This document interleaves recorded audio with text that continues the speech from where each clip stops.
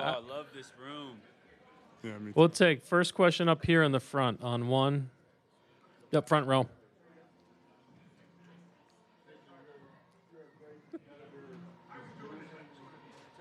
One. I mean, yeah, it was kind of weird,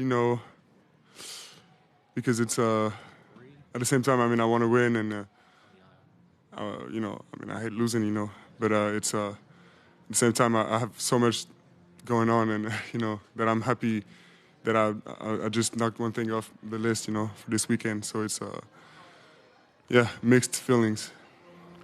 Tim on the fourth row on the right.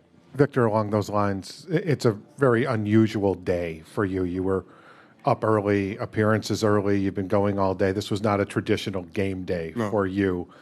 How did you enjoy this first full day of your All-Star life? It didn't feel like a game day because I enjoyed the first part, the tech summit. That was great, great experience, new for me.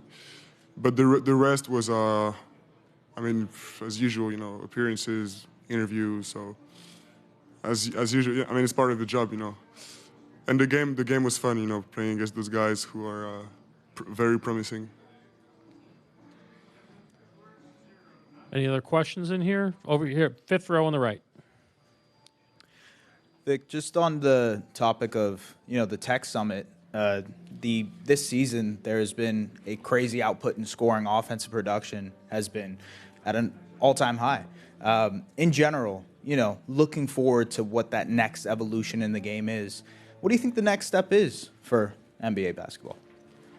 But I think the next step is it's hard to say. But we can really see the shifts in the past years, decades, in the game, and I don't know. I think physical bigs are going to be more and more dominant of the game. Hi, Victor. Congrats on just your first appearance in All-Star Weekend. You just spoke also about that experience off the court, just having to do media. I know that that's something that you are used to do by now. But what do you think just about all the events happening throughout the weekend in general? It's a great energy, and also the organization is.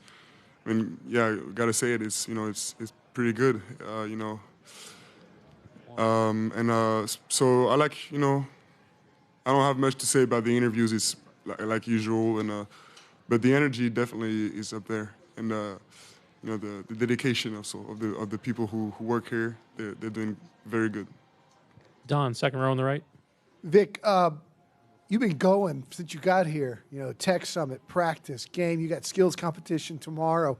I don't know what you have between now and then, but is your head spinning? Do you know what your schedule is, and what's this whole weekend been like? Are you starting to be tiring? I was tired before it even started. So it's I can't wait until it's over. Because I need this couple days of rest to get back to be good during the season. So my head is fine. It's not spinning because it's I'm trying to I set up the schedule with my crew before it started, and I've validated everything, and once something is done, I just forget it onto the next thing, so I'm good. Victor, you recently had 2 games against the Orlando Magic. I wanted to get your thoughts of Paolo Banchero. What do you feel like his ceiling is, and just how excited are you to see him grow as a player? Surprised nobody asked the question before, and I'm kind of happy someone finally does, because I think he's one of the most underrated players and #1 picks in the past years. I don't even understand why, but he's someone I think has a bright future. Vic, over here on your right. I saw you wearing the Alien PEs earlier today. What has that process been like with Nike, and what is it like having, it's not your own shoe yet, but having one that you helped kind of design, and especially with your logo on the back? It's great because it's a new experience for both them and I. We're all learning in this, because it's really the first time in my life I've been asked, I mean, anything about shoes really, because I didn't have much choice for most of my life, and so this is great. But I'm still learning a lot about my feet and my own body. We'll go here with the last question in English, then take a couple in French. Hey, Victor, I'm just curious. We've never seen a guy with your skill set and size and everything. Is participating in every event, 3-point contest, dunk contest, skills challenge, something you'd be interested in doing for your career? Everything? Yeah, it's definitely on my bucket list. Okay, we'll go questions in French. First question here on one in the front with microphones coming. Ouais, Victor, on t'a vu qu'un chapeau de cow-boy en arrivant, tu as pointé aussi l'éperon des Spurs. C'est quoi un petit peu ta relation maintenant avec San Antonio, le Texas? Est-ce que ça a évolué au cours de ces 3-4 premiers mois en NBA? Et pourquoi ce choix aussi de cette tenue? What the fuck is that? Bro, I'm not disgusting. Anyways. Ça a évolué un petit peu parce que c'était vraiment la folie au début. Mais maintenant, c'est plus, disons, la normalité.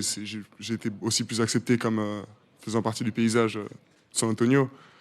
Au moins, du moins, c'est ce que je ressens. Et maintenant, je suis vraiment confortable, je suis bien installé. Voilà, j'ai mes habitudes et tout. Donc, et je pense que c'est bien aussi que les gens se soient habitués aussi à me voir et au match, j'essaie d'interagir avec les fans et tout. Donc je trouve que la relation est vraiment saine. Et j'y suis très attaché. Je voulais t'interroger sur le match. Est-ce que cette défaite, elle abîme un peu ton expérience du week-end? Et est-ce que tu es vraiment très déçu d'avoir raté la finale? Non, elle n'abîme pas mon expérience du week-end. C'est... Comment dire? Disons que j'essaie de rester professionnel jusqu'au bout et de faire mon travail, mais la vérité, c'est que je suis pressé que ce soit fini. Any other questions? Last one here in the front. Voilà, il n'y a pas de finale, mais est-ce que ce titre de MVP, je crois, de Rising Star Challenge, tu y as pensé à un moment dans le week-end? Non. Sur le terrain, ouais, bien sûr. Je jouais pour gagner, mais j'ai pensé à beaucoup de choses. Thank you, Victor. Merci.